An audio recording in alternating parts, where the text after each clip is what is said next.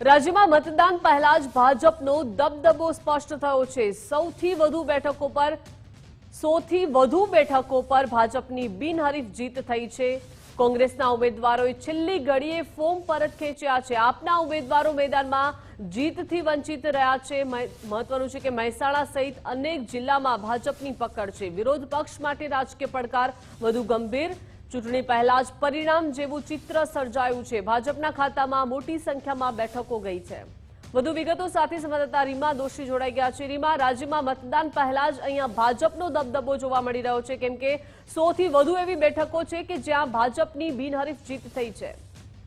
ચોક્કસથી દીપિકા, ગઈકાલે ફોર્મ ભરવાનો અંતિમ દિવસ હતો અને અંતિમ દિવસે પણ કોંગ્રેસમાં એક સાંજે ત્યાં તે તૂટે તે પ્રકારની પરિસ્થિતિ છે તે જોવા મળી હતી। ખાસ તો કોંગ્રેસમાં અનેક જગ્યાએ એ પ્રકારની પરિસ્થિતિ થઈ કે કાં તો મેન્ડેટ નથી પહોંચ્યા, કાં તો ઉમેદવાર નથી પહોંચ્યા અને તેટલા જ માટે ભારતીય જનતા પાર્ટીમાં 100 થી વધુ બેઠકો છે તે બિનહરીફ જાહેર થઈ છે। અને સૌથી મહત્વની વાત કહી શકાય કે મહેસાણાની અંદર ટોટલ 35 જેટલી બેઠકો છે જે બિનહરીફ જાહેર થઈ છે। ખાસ કડી નગરપાલિકાની 36માંથી 22 બેઠકો છે તે બિનહરીફ થઈ છે। આ ખૂબ મહત્વની વાત કહી શકાય।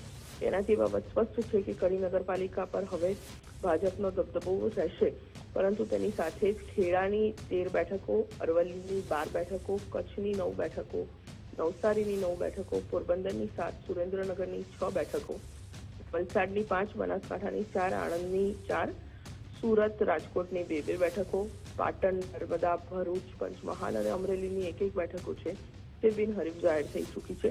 એટલે તેનાથી બાબત ક્યાંક સ્પષ્ટ કહી શકાય કે આ વખતે ભાજપ હતું તેની સામે કોંગ્રેસ પણ ચૂંટણી લડી રહી હતી અને અનેક બેઠકો એવી હતી કે જ્યાં આમ આદમી પાર્ટીએ પણ પોતાના ઉમેદવારો છે તે ઉભા રાખ્યા હતા। તેમ છતાં આ પ્રકારની પરિસ્થિતિ સર્જાઈ છે। એટલે ખૂબ મહત્વની વાત કહી શકાય કે ક્યાંક કોંગ્રેસ છે તે હજુ પણ ક્યાંક કાચું રહી ગયું હોય।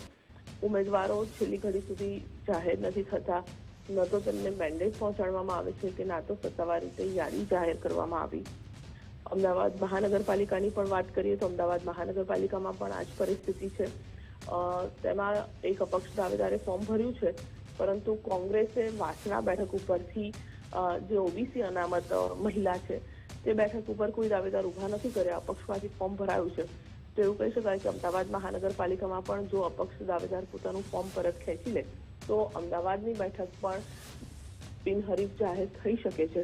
પરંતુ પરિસ્થિતિ એ છે કે અનેક દાવેદારો કોંગ્રેસના પહોંચ્યા નહીં સમયસર, ના તો મેન્ડેટ અનેક જગ્યાએ પહોંચ્યા અને તેટલા જ માટે આ પ્રકારની પરિસ્થિતિ છે તે જોવા મળી રહી છે કે રાજ્યમાં 100 થી વધુ બેઠકો બિનહરીફ જાહેર થઈ છે। જી રીમા, આભાર વિગત સાથે જોડાયા તે બદલ।